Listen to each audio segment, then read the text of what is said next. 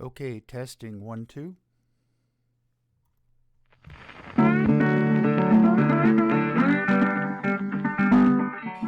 You are listening to KPCA LP, Petaluma, California, at 103.3 FM and worldwide at www.kpca.fm. And this is the Midnight Skeptic.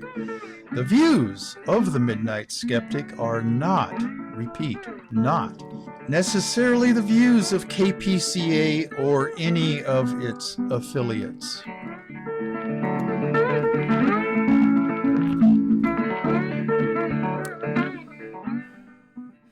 Well, hello again out there.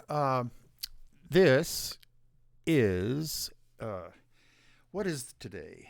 It's the 25th. It's a Thursday, and this will be broadcast out on KPCA 103.3 FM, Petaluma, California, on this coming Sunday, the 28th, at our usual time at 9:30, and also on the World Wide Web. www.kpca.fm. I believe that my wonderful audio engineer, video engineer, computer engineer, Dennis, has corrected all of the problems we were having on the last show. So the only problem left is me being kind of hesitant in some of the things I'm saying, and my notes not organized. I hope my notes are well organized this time. And okay, this show is going to concern itself with women's rights and particularly trans rights. And this is Women's History Month, after all. And I want to tell you right now that if you want to email me any death threats out there, send them to the Midnight Skeptic, all lowercase, all one word, themidnightskeptic.com. I'll get it because it's the emails sent to that site are forwarded to me. I'm not going to tell you my real address. That would be, I'm just not going to do it. The Midnight Skeptic. When I started this whole Michigas out about 4 years ago, I consider myself to be part of the skeptical community. And in fact, I've gone to a couple of skeptic conferences that they have every year until this COVID crap came up. In 2017 and 2018, I went down there to the Skeptics Conference. Anyway, met a lot of skeptics, and I've been attending until recently the North Bay Skeptics meetings on once a month on Tuesdays, and occasionally I'll bop in down at the Bay Area Skeptics meeting down in San Bruno. And so anyway, I'm part of that. And the purpose of the skeptics is to debunk paranormal type things, ghosts and psychics and flat earth and crop circles and UFOs and things like that. The Loch Ness Monster and cryptids of one sort or another. And I did that for a long time, especially the ghosts and the things like that. But I've expanded, or I don't know, there must be another word for that. Evolved, I guess. This radio show is, gotten to be more and more political.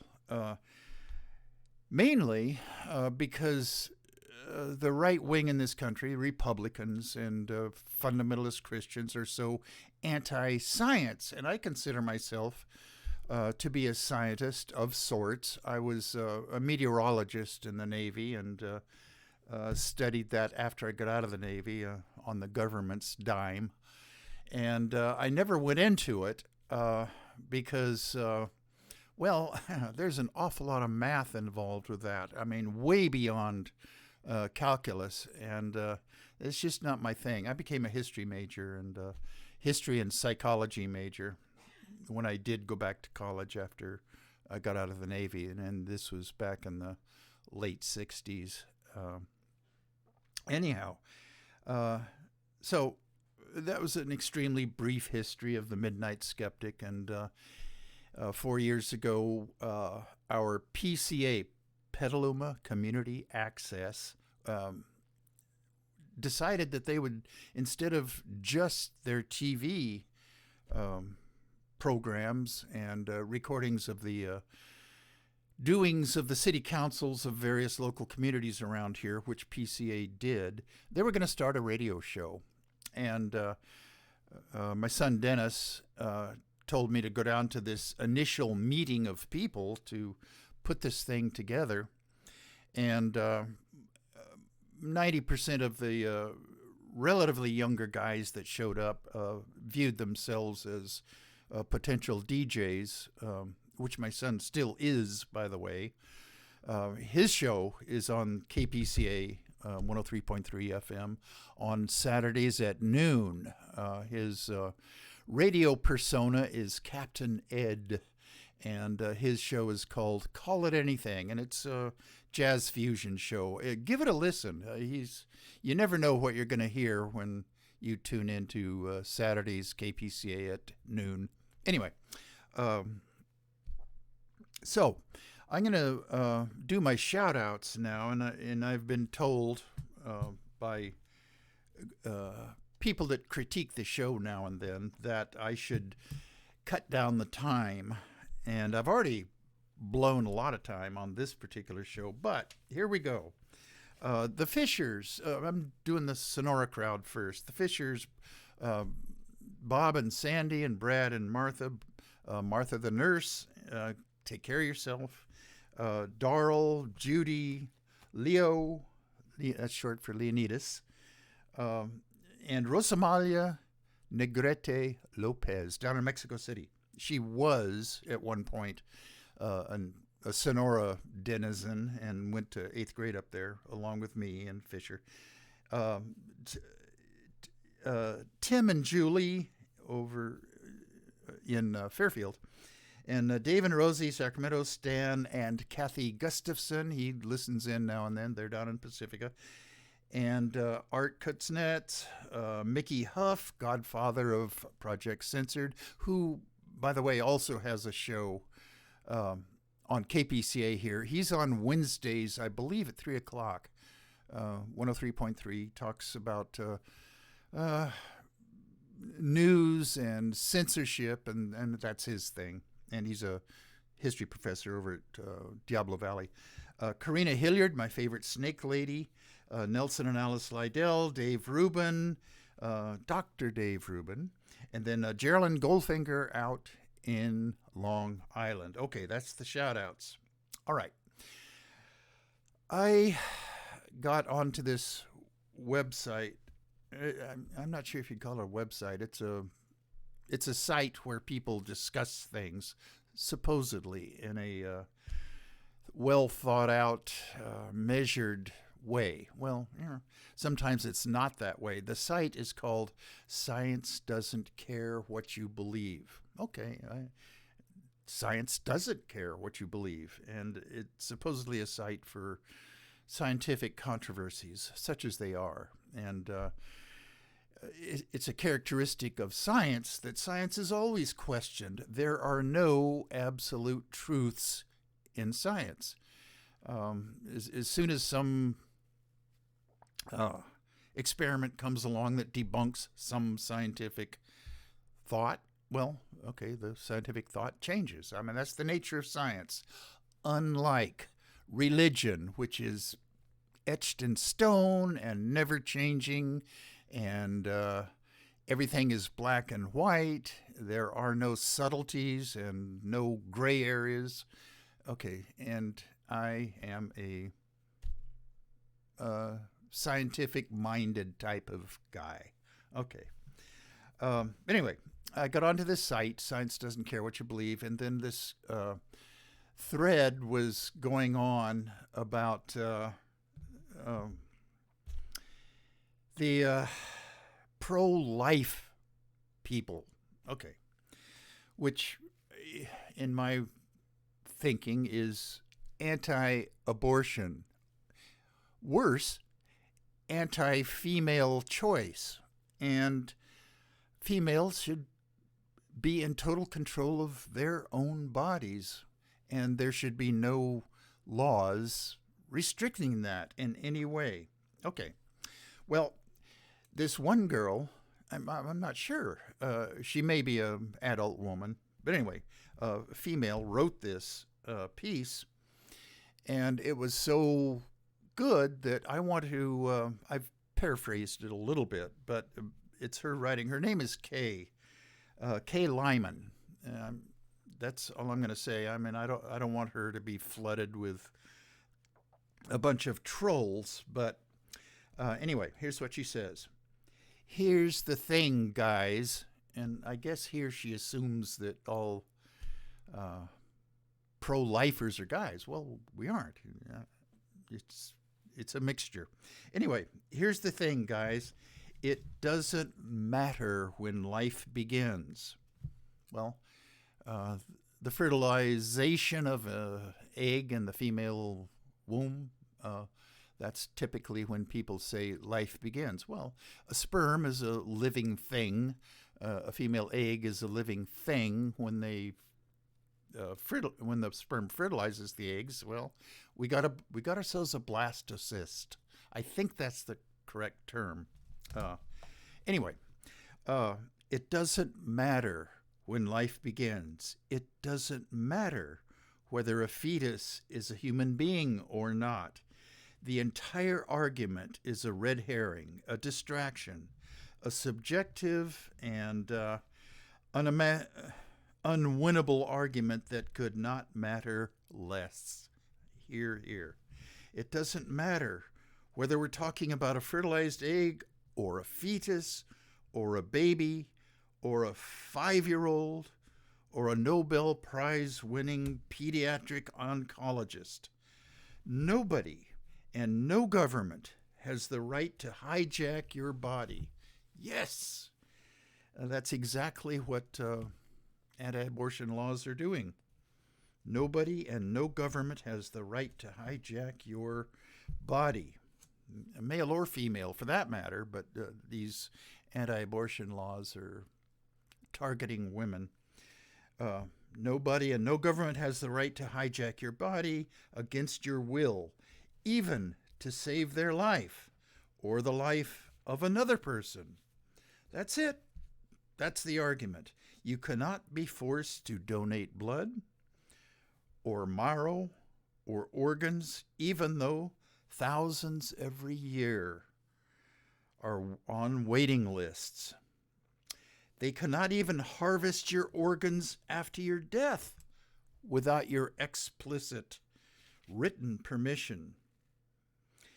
Denying women the right to abortion means we have less bodily autonomy than a corpse. Anti-abortion laws means women's bodily slavery to the state. Now, that last sentence was my addendum to her site.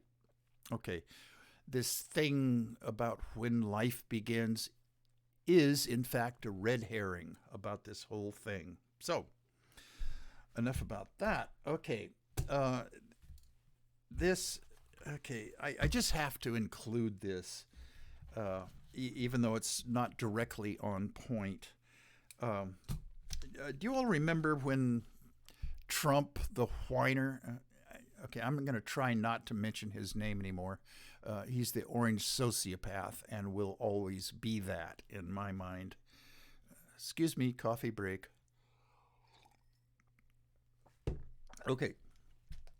Trump's attorney, Sidney Powell, that lady that got up in front of reporters and the public and said that this last election, the 2020 election, was stolen, and then she called out the Dominion voting systems and claimed that they were tinkered with by the Colombian dictator who's since passed away. I forget what his name is offhand. Doesn't matter. She claimed that Dominion systems were hacked into, and voters' votes were changed from Biden to the orange sociopaths. Okay, now she's being sued by Dominion voting systems for in excess of $1 billion. I mean, even if they win, they aren't going to get that much. I mean, she's not worth a nickel's worth of spit, really. But she is an attorney, so she must have some kind of money floating around. Her defense that she's going to use when she goes to court, and she said this, I'm not making this up. She said that no reasonable person would think that her statements when she was defending or attacking the election, no reasonable person would believe that her statements were truly statements of fact. Oh, God. Okay, that's her defense of what she did in claiming that Dominion voting systems were largely behind the steal of the election. Okay, I just had to get that in there. Okay. All righty. Okay, here's another update on something I talked about on the last show. I do this every other week. And I when I first started out doing this, I was doing it every week. But wow, I'm retired. That's a lot like work. So I cut it down to every other week, but they repeat a show the following Sunday. This is the radio station. This is also going to be put up on YouTube, which I about the last dozen shows or so are up on YouTube right now. Okay, UBI, Universal Basic Income. Now, I talked about this on the last show as Michael Tubbs, the mayor of Stockton, California. Stockton, for those of you on the East Coast who are listening, or down in Mexico, or hopefully maybe over in Thailand. I have a friend over there. Stockton is about an hour and a half drive east of San Francisco. It's in the Central Valley. California has a Central Valley. Okay, some people don't know that. Okay, anyway, UBI. Michael Tubbs, the mayor of Stockton, tried an experiment with giving $500 to 125 randomly selected people to see if their lives would be improved. Okay, well, 1% of this $500 was spent on not necessities like cigarettes and booze, and I guess in a few cases drugs, but most of it really did help people's lives. They were able to afford childcare, or an emergency repair on their cars, or when an appliance breaks down, or catching up on their rent. Okay, and it wasn't just Michael Tubbs studying this, although he's an academic and a college graduate and everything. He had a number of people study this who do it. They're sociologists and economists he had studying this phenomenon. And okay, that was the results of it. The Republicans, those creeps, and I'm a Republican, an old school Republican. The Republicans that we've got nowadays are just icky creeps. Ted Cruz comes to mind. Okay, enough of that. They always say that, people won't be incentivized to go to work if they get free money. They'll just blow their money on booze and cigarettes and wild women. Well, anyway, it's not true. Of course, it's not true. People's lives will be improved. Okay, this is the update part of this. Oakland, California, that's just across the bay from San Francisco for you people back east. Mayor Libby Schaaf is going to carry the ball on this thing. They are going to give $500, no strings attached, to 600 residents of Oakland from people of color, blacks and Mexicans and Pacific Islanders and people that are under the poverty line. Okay, and again, no strings attached to this. They're just going to give it. And Mayor Libby Schaaf said, and this is a quote from her, "Our vision is an Oakland that has closed the racial wealth gap and where all families thrive. We believe that guaranteed income is the most transformative policy that can achieve this vision and whose time has come." Andrew Yang, yes, one of the candidates for the presidency, for the Democratic nomination for the presidency, was a big fan of guaranteed basic income or universal basic income. And his platform that he ran on was $2,000 to every, I believe, family in the country every month. Well, he didn't get to be nominated for the presidency, but this was a guy that's ahead of his time. I really believe in it. And $500 extra a month for the low-income people, I believe that will really transform our society. People will be able to buy more things, thus raising the stock value of companies that sell us stuff. And people will be able to eat healthier food. So if the success of the Stockton experiment is replicated in Oakland, and I'm not sure when they're going to start this, but soon. I mean, the spring has been mentioned, but I mean, that's beginning now until, I guess, the summer solstice. Okay. All right. So I've riffed on Republicans, and okay. The ERA, remember that, people?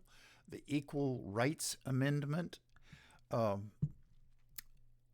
state of Virginia became the 38th state to ratify it.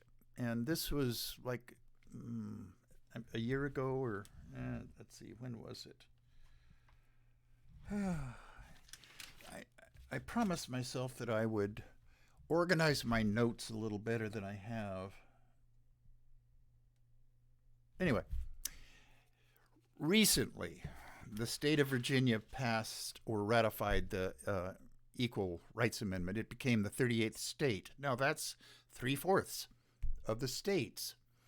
Now, and the Equal Rights Amendment has already gone through the House of Representatives way back when, in the second wave of feminism, which I've talked about before on other shows. And it passed through the Senate. Surprise, surprise. Things can get passed through the Senate. There was a time in our country's history where the Senate actually did something that wasn't clogged up by the Mitch McConnells of this world. Okay, so, since it's 3/4 of the states, why isn't it a constitutional amendment now? Well, the deadline has passed. Now, that's what they're arguing about now in our legislature, whether to extend or even do away with the timeline. Well, who is against this? I'll give you one guess. It's the creepy icky Republicans. Uh, they are not for women's rights. And what can I say? They're just bastards. Okay, I've said it. Okay, I think that's one of the words that I can say on over the radio. Another coffee break.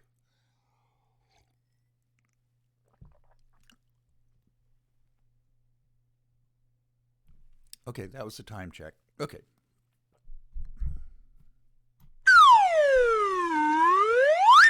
I'm just making sure that all my sound effects on my sound effects box here work all right. Okay, on to trans rights. Okay, let me back up just a bit. There's a flood of bills going through state houses now, ever since the orange sociopath lost the election. Uh, these bills are going through Republican controlled state houses and state legislatures to restrict voting rights. Jim Crow laws in Georgia. Voting on Sunday has been outlawed. It's pending, but it's awaiting their governor's signature. And you know why that is? Because the black community goes to church a lot on Sundays, and on during elections, church buses would carry a lot of the parishioners to voting centers, so where they could vote early. Well, that can't happen because everybody knows that blacks, African Americans, and Mexicans, and all those icky people vote democratically for the most part. Well, Republicans can't have that. In fact, the orange sociopath himself said, if everybody were allowed to vote, Republicans would never win another election. Well, that's true, and that would be a good thing in my mind. Okay. Another group of bills are working their way through all the Republican state houses, attacking the trans community. First of all, well, okay, let me back up yet again. There's the equal protection law. It's entitled in our legislature the Equality Act. It would extend the benefits of equal protection clauses in the 14th Amendment to the Constitution to include transgender people. Oh, Republicans can't have that, and Christians can't have that. And it's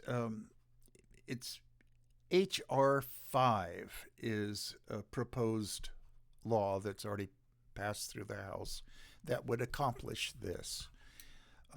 Right now, 14th Amendment says something to the effect that rights shall not be restricted for anybody on the basis of race, national origin, and I think sexual orientation is included in that now. But it doesn't specifically mention transgender people. So, well, that's what the point of H.R. 5 is all about, to include transgendered people into this equal protection clause within the 14th Amendment. Okay, well, who could be against that? Well, I'll tell you who's against that. Christians. Okay, not all Christians. It's the more conservative, evangelical, right-wing Christians, specifically the Southern Baptists. they should, that the Southern Baptists should be just declared a hate group, just like the KKK and the Proud Boys and all of those icky creatures that are floating around this country.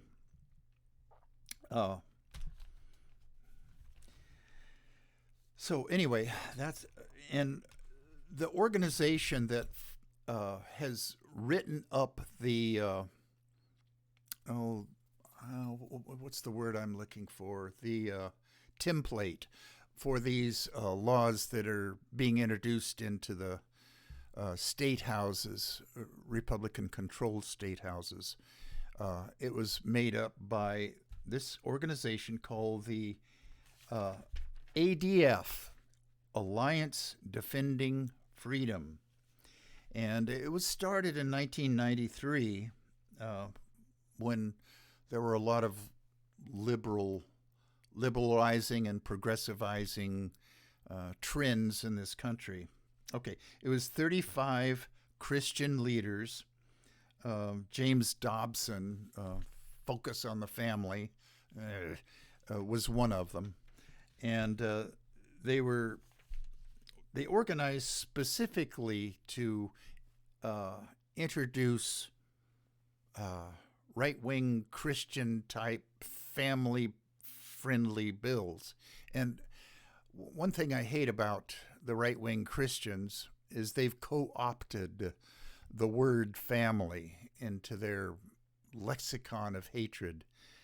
So every time I see somebody saying, I am pro-family, or I am all for family values, oh boy, do I have red flags raised in my head that, okay, these guys are right-wing creeps. Okay, so let's see. Let me back up yet again. Okay, the Equal Rights Amendment. Okay, I've ran across one of my notes here. Okay, the Equal Rights Amendment was reintroduced in 1971 by Representative Martha Griffiths, Democrat of Michigan, who would certainly not be a Republican. And it passed the House in 1974. And on January 15th, 2020, Virginia became the 38th state, yeah, I've already told you that, to ratify it. Now, okay, it makes 3/4, and it's now ratified.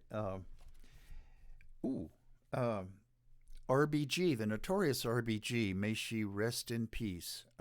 Ruth Bader Ginsburg founded, when she was a member of the ACLU, founded the Women's Rights Project. And what our Congress can do, if they vote on it, they can waive the elapsed deadline for including the ERA into our Constitution. Okay, all right. Let me scratch out this note so I won't confuse myself, which is quite easy to do. Okay, I've gone through 1 and 2. Did that. That was the UBI. 3 is the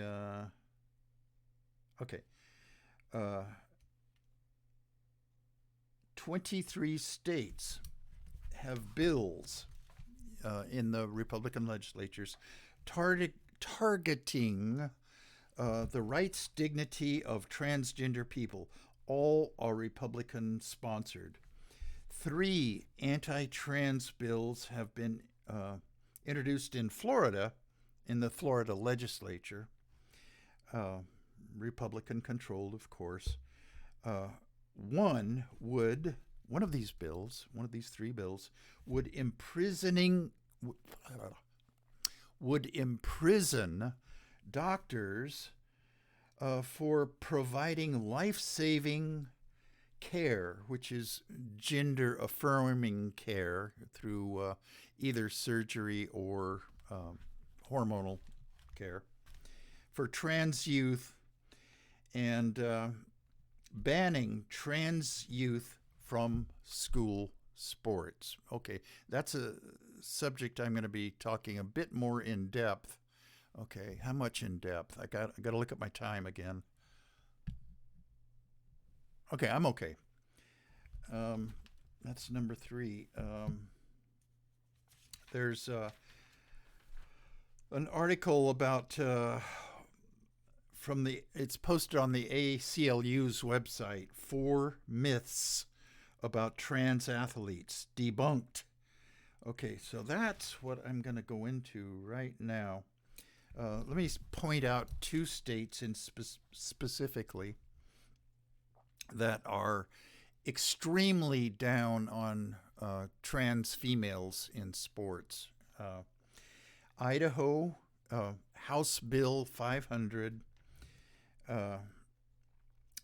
Governor Brad Little signed it. So actually, Idaho has a bill on its books banning transgender females from school sports. I'm going to go into that in a little more detail.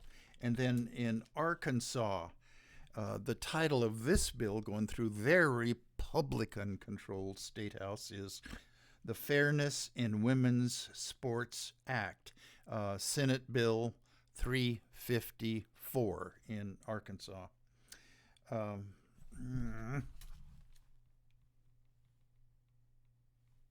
Okay, let me get on to... Here we go. Calm down, people out there. I'm getting to it. Okay, real quick, let me just read this to you.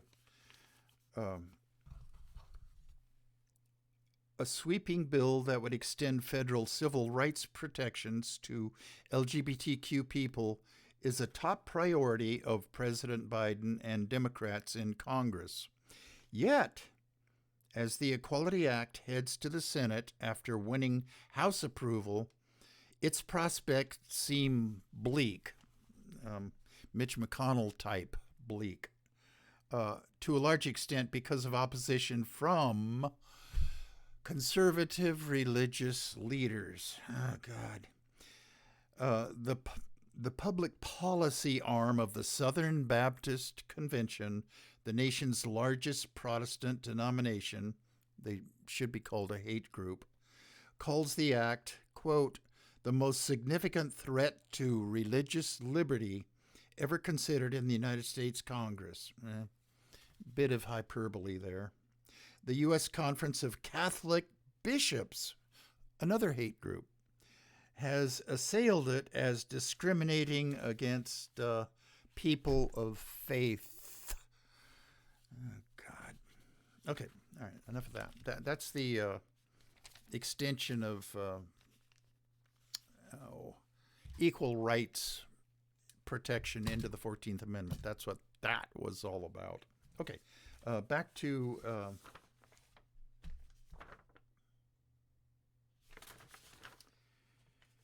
God. Okay, one quick aside here, since it's Women's History Month.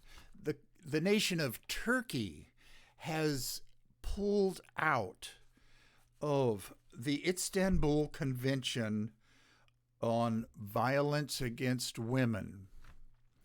Erdogan, which is Turkey's equivalent of the orange sociopath, decided that this Istanbul Convention against violence against women was contrary to Islamic family values. Conservative and religious groups in Turkey objected to Turkey being in it. Quote, it harms traditional family values. So they got a right-wing problem over there, too. And in Turkey, incidentally, more than 400 people are killed each year. Femicide. Turkey, the country, won't admit that, by the way. It's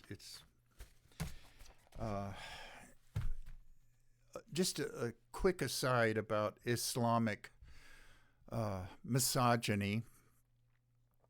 Uh, the Taliban.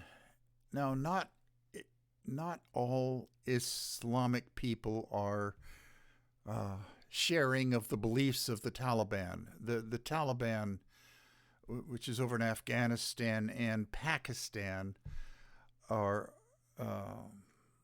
an extremely conservative, religiously conservative group that is fighting for control of Afghanistan now, and they will control it as soon as we pull out. But they are the group that suppresses women. They are the group that went around throwing acid into the faces of little schoolgirls that just wanted an education. They are the group that shot Malala Yousafzai. Anyway, the girl that just started a website in Pakistan extolling the virtues of educating women.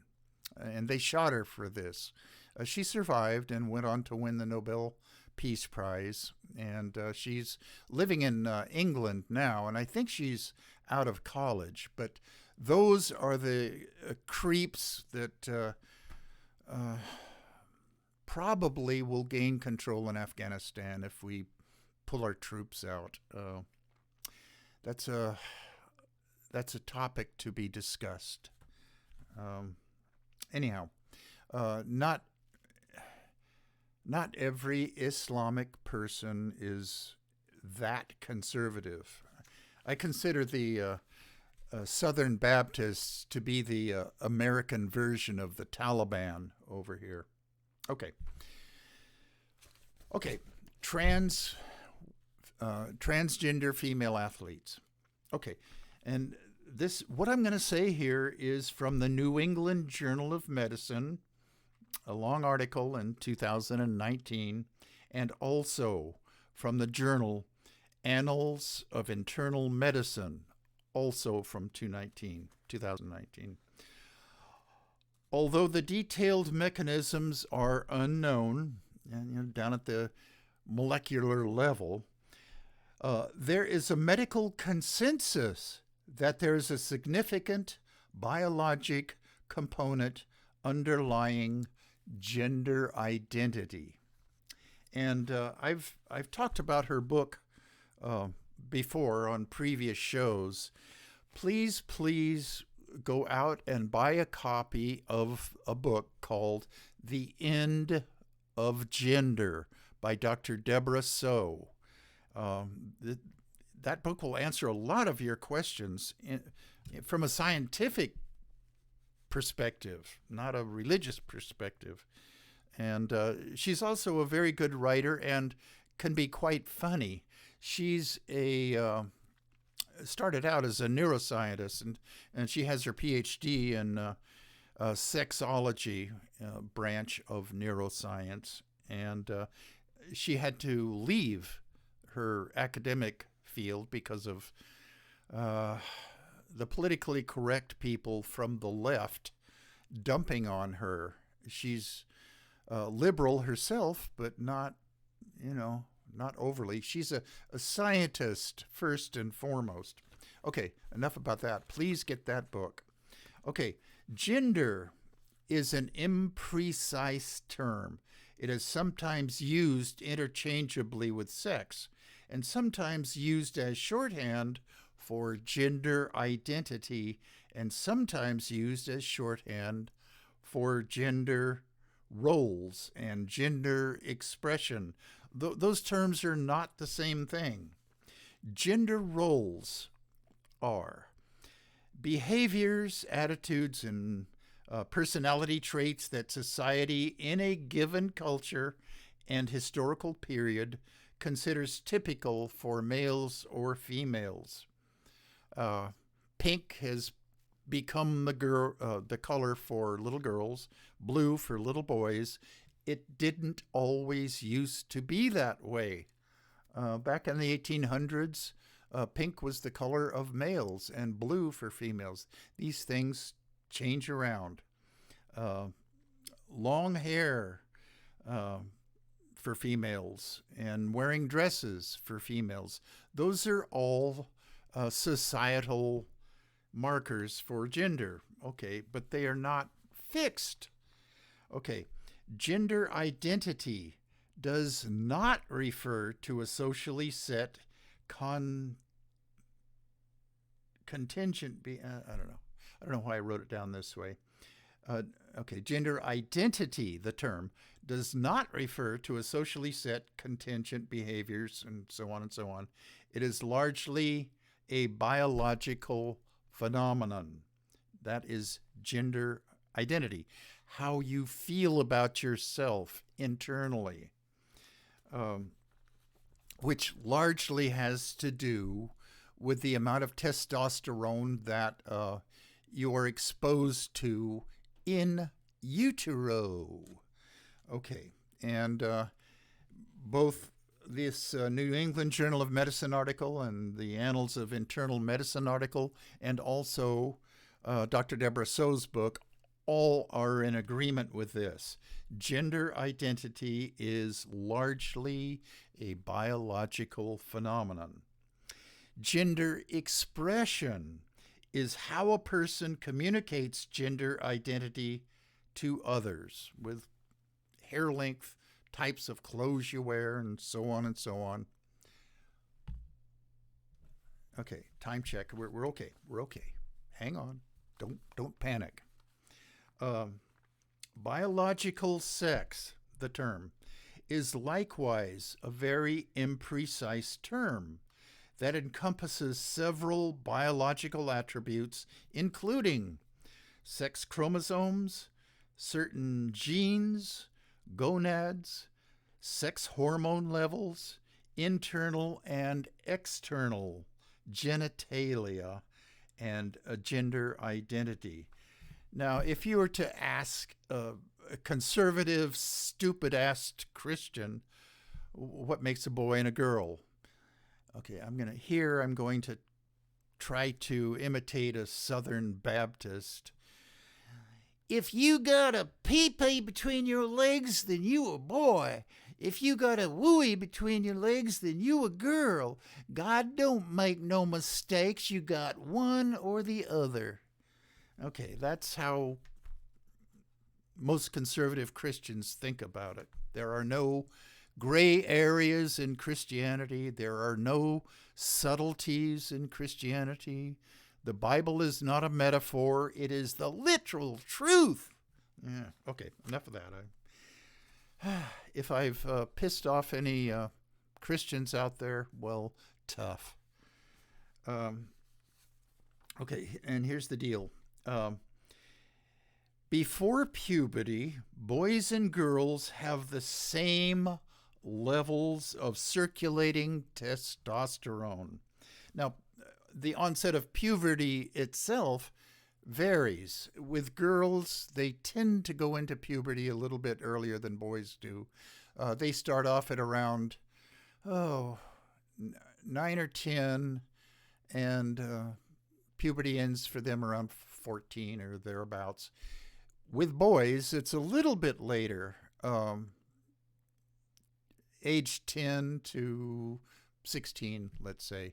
Now, there's variations in that a lot, but before puberty sets in, testosterone levels, the writers of this article say the levels of circulating testosterone, I don't know what other kind of testosterone there is. It all circulates in your blood. Anyway, after puberty, girls, non-transgender girls, and they're calling them cisgender girls. If I were really woke and au courant with contemporary things and politically correct, I would identify myself as a cisgender, heterosexual male. Okay, I understand why these terms sometimes need to be used, but I'm just a guy. All right, that's all I am, is a guy, and whatever attributes go along with that, well, that's what I am. Okay. Where was I? Left off. Okay. Um, Non-transgender girls have the same testosterone levels as before puberty, which is less than 1.7 nanomoles per liter. Okay, I should explain that a little bit. Uh, do you people all out there know what a mole is? Okay, it has a mathematical value, and it's a huge number. A mole is the number of either atoms or molecules in 1 gram of something. You know, if you have a mole of iron atoms, there's a definite number. It's like the term a dozen. Usually it's applied to eggs. Well, it's 12. If you have a dozen pencils, you got 12 of them. Okay? It's like a mole is the same thing. And I can't remember the exact number.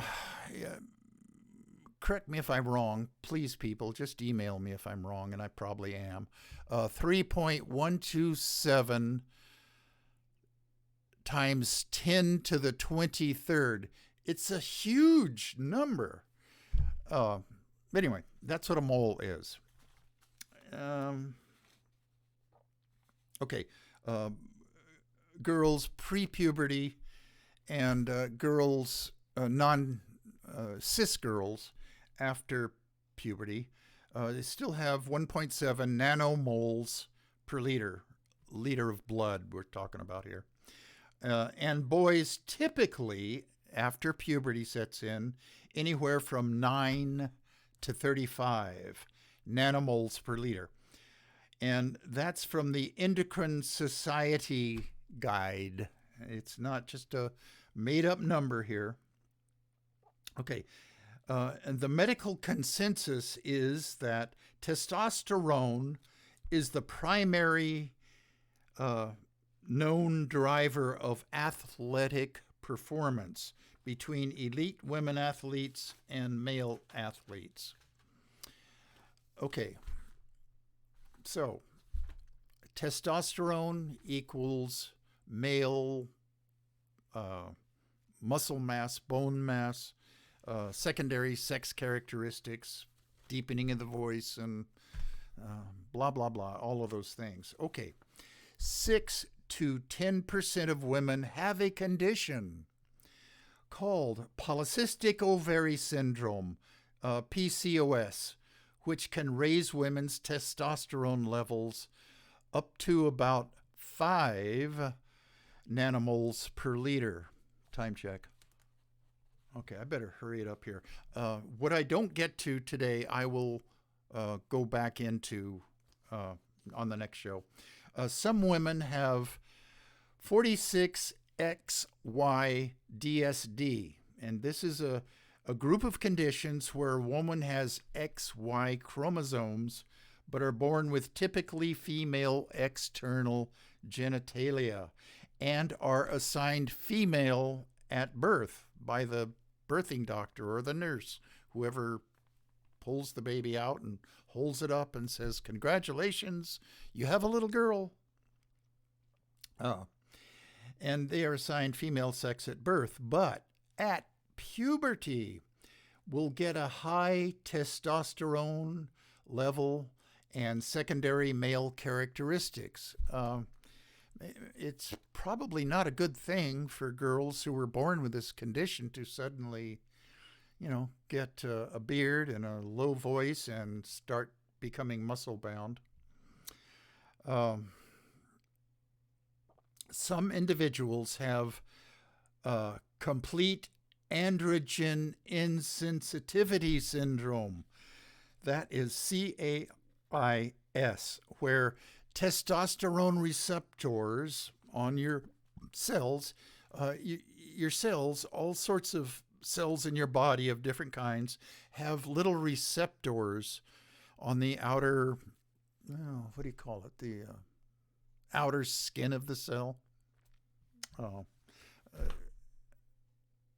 boy, I'm having trouble remembering my biology here, but um, the skin of the cell, and the term for it'll come to me. They have it's semi-permeable to allow in water back and forth, but larger molecules cannot get in and out. Well, there's specific chemical receptors embedded in the skin of the cells that will allow in some things like hormones and other, food that the cell needs. Okay. Anyway, some cells have these receptors where testosterone normally goes into the cell. It doesn't work.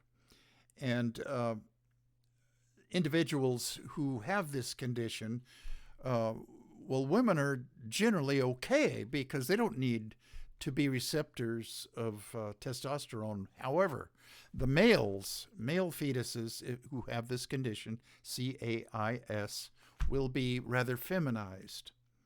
Okay, beginning in 2011, the World Athletics Organization required that women with elevated testosterone levels lower their testosterone levels to below 10 nanomoles per liter in order to compete in athletic events. And or they can bring a doctor's note that they had CAIS. Okay. Now, it's been changed. That was 2011. Well, 10 years later, the levels have changed. Now the accepted levels are less than 5 nanomoles per liter. The International Olympic Committee and the World Athletic Organization go by this level now, which brings us to the NCAA. They allow transgender women after 1 year of testosterone suppression hormones to compete as women. Okay, which brings us to the state of Idaho, hotbed of conservative religious hate groups. Okay, House Bill 500. Another time check. Okay, Idaho's new law: if a trans female's sex is disputed for athletic purposes, she is instructed to, quote, verify the student's biological sex. I'm going to end it there because I'm running into time problems yet again. Here's my play out music.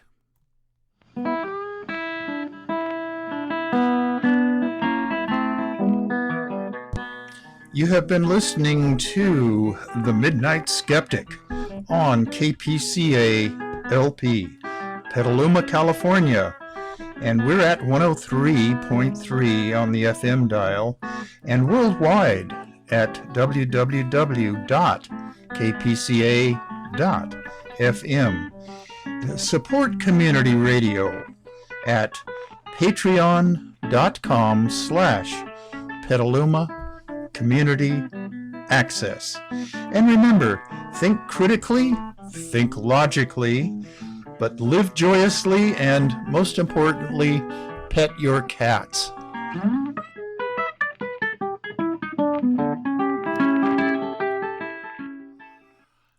Okay, that does it for me. For those of you who are tuning into KPCA LP 103.3 this Sunday at 9 o'clock p.m. on the 28th, you can listen to all of this crap then. It's going to be downloaded onto YouTube probably later on tonight. I have an important meeting to go to, and I need to make some other notes concerning that meeting. Let's see. Okay, I see I'm overtime right now as far as KPCA LP goes. So They cut me off right at 58 minutes. Man, what a tight ass they have there. So anyway, for the YouTube people, I'm signing off right now. And watch if you dare. And again, if you want to send me some hate mail or death threats, it's the Midnight Skeptic at gmail.com. All one word, all lowercase. It'll get to me. Here I am. You know where I am. Okay.